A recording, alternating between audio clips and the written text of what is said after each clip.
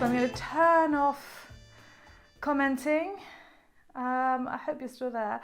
And I'm going to turn on this one. I did warn you. Yeah, it is a delicious. I'm starting low today. I'm not sure we're going to get much higher. I'm actually sorry, excuse me. I'm just going to do this to the lens because I feel like that's better, isn't it? Yeah, I'm not. It doesn't reach any great heights today.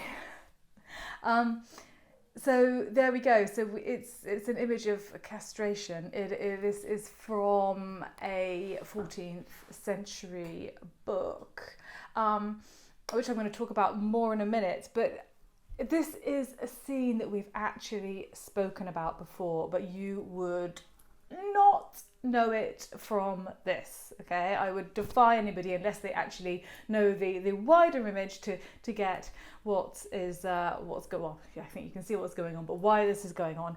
If, however, I do this and expand the image, so there you go. So we've got our poor gentleman being castrated over on the left hand side, and then over on the right hand side we've got somebody who looks as though he's got a baby in his hand, and he looks as though he's blowing a raspberry onto the baby's tummy. But, I don't think you needed me to demonstrate a raspberry, did you? I tell you, it's the heat. It's the heat. He's not blowing a raspberry. He is about to take a big bite out of this baby and to gobble him all up. Is this ringing any bells with you at all? It might be. This is actually a scene from Greek mythology. So this is like all the way back at the beginning of time. And the guy over on the left-hand side who is being castrated is Uranus. And he is being castrated by his son Kronos. And if you remember the story, Kronos castrates his father Uranus, and he throws his genitals out into the sea. And what happens when he throws his genitals out into the sea? Ta-da! This happens. So this was the birth of Venus from Uranus's genitals, genitalia. And it's no one can explain how something quite so lovely came out of something quite so grisly, but this is Greek mythology back in the beginnings. So there we go. And then the second part of this story, so this kind of whole eating children thing, do you remember when we saw that? So that sounded very teachery, doesn't it? Do you remember when we saw that? Oh gosh, all the A-level results have come out today. I hope anyone who has children or friends or whatever with children who have their results, I hope that they're all what they were hoping for. Back on point. Do you remember this one? So Saturn or Kronos eating his children. So this was Goya. So this was early 19th century. This is about 1820. And if you remember, Goya painted this on the walls of his home, and if you recall, this was actually in his dining room. Nice. So this image here is a 14th century, late 14th century romanticized version of this Greek myth. So we've got on the left hand side Uranus being castrated by Kronos, and then on the right hand side we've got the next generation. So we've got Kronos, who is now eating his children whole. So this is it's not really representative, but we've got several parts of the story all at once.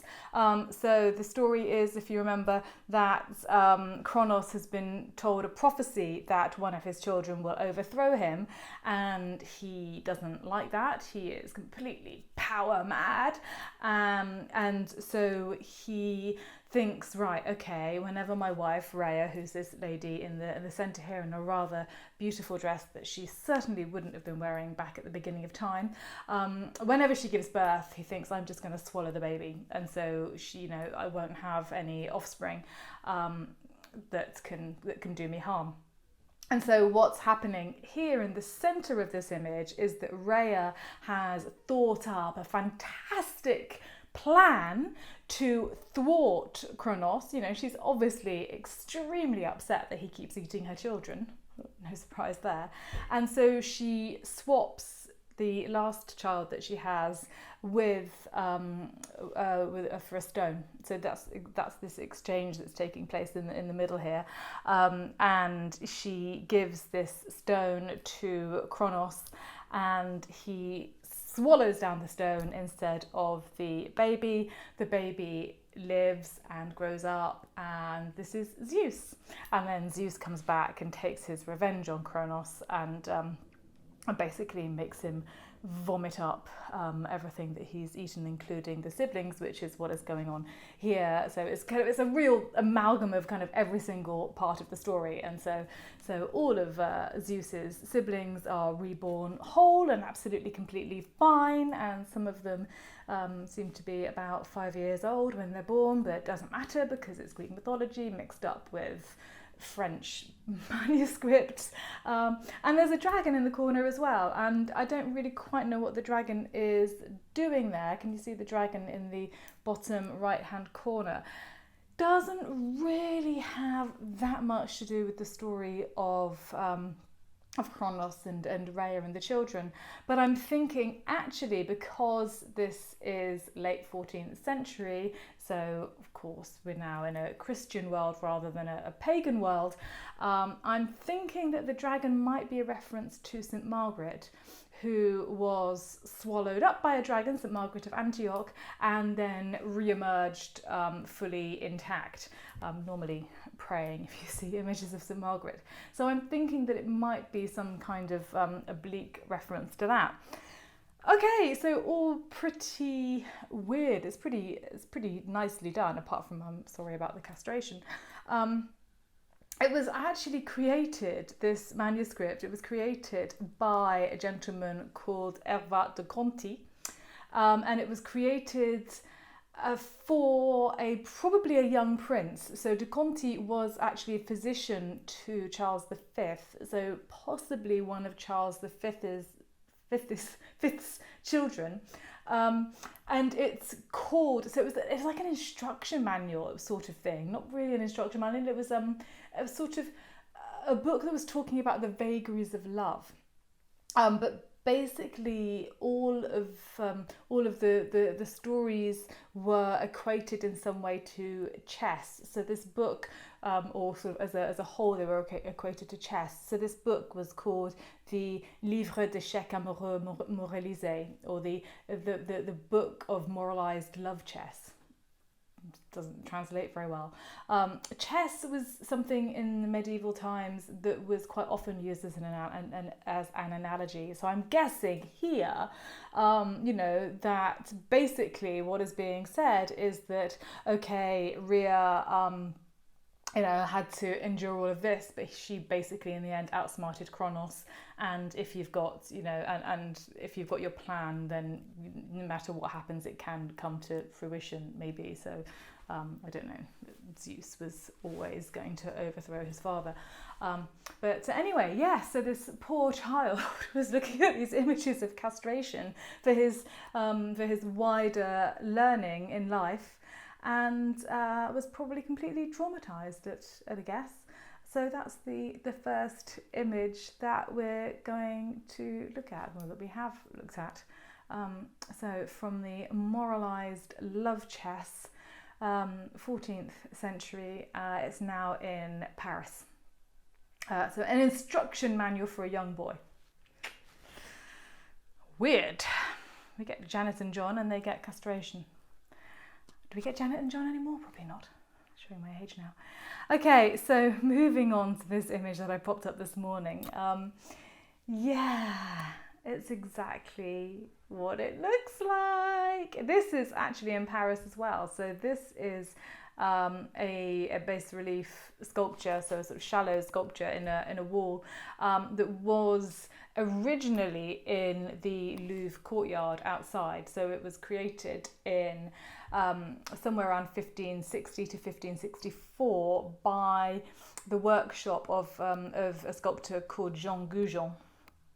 Goujon means like pieces, like you get a goujon of fish.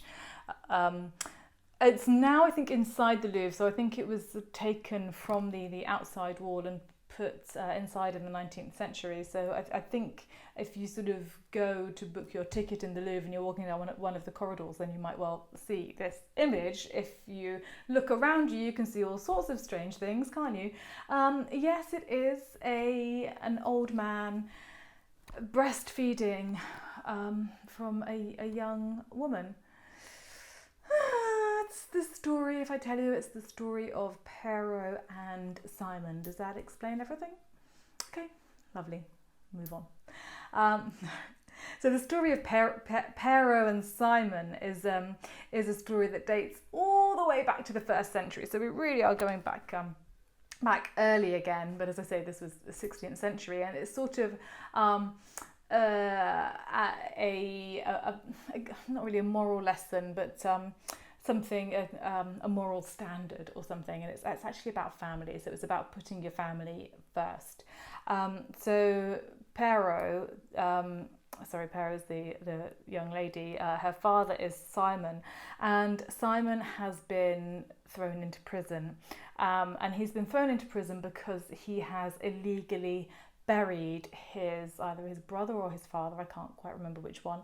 Anyway, he's buried a member of his family for some reason illegally. He is caught and he is sentenced to death by starvation in prison. Not very nice. But his daughter, Pero, goes to the prison every day, and she keeps her father alive by breastfeeding him. Unfortunately, then she gets caught. But I am delighted to report this is a happy ending.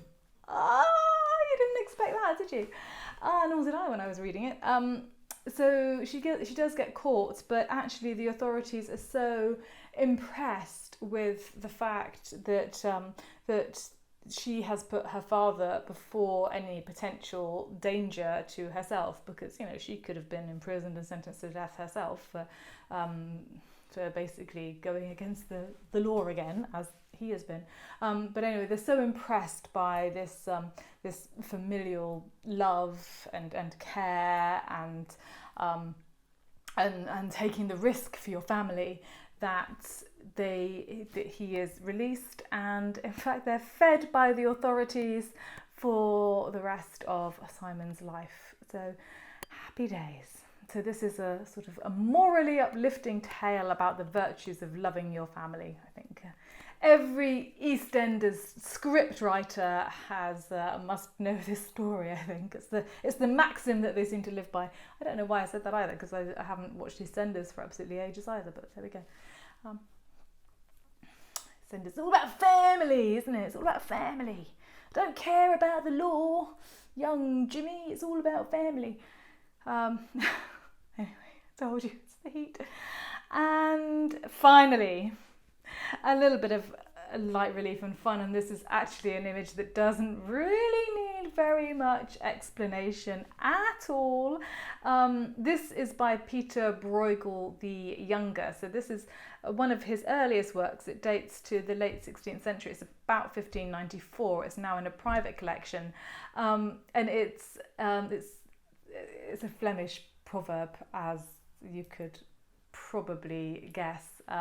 Both Bruegel the Younger and Bruegel the Elder seem to be quite fond of Flemish proverbs, which I think were quite prevalent in their day. And so here, what have we got? We've got a man who is holding a big sack of money, and some of it is spilling out, but this sack seems to be filled with money. So this suggests that he's a very wealthy person, and he's bending over, and lots of other men are quite literally crawling inside his backside. And there is an inscription around the edge, or which you can't see here, but it's basically to the tune of the fact that the more money you've got, the more people will flatter you. So this is the flatterers, probably colloquially known as the brown noses. I don't know whether that's true or not. Well, they are brown noses, but I don't know whether that's its colloquial title, but it's called the flatterers.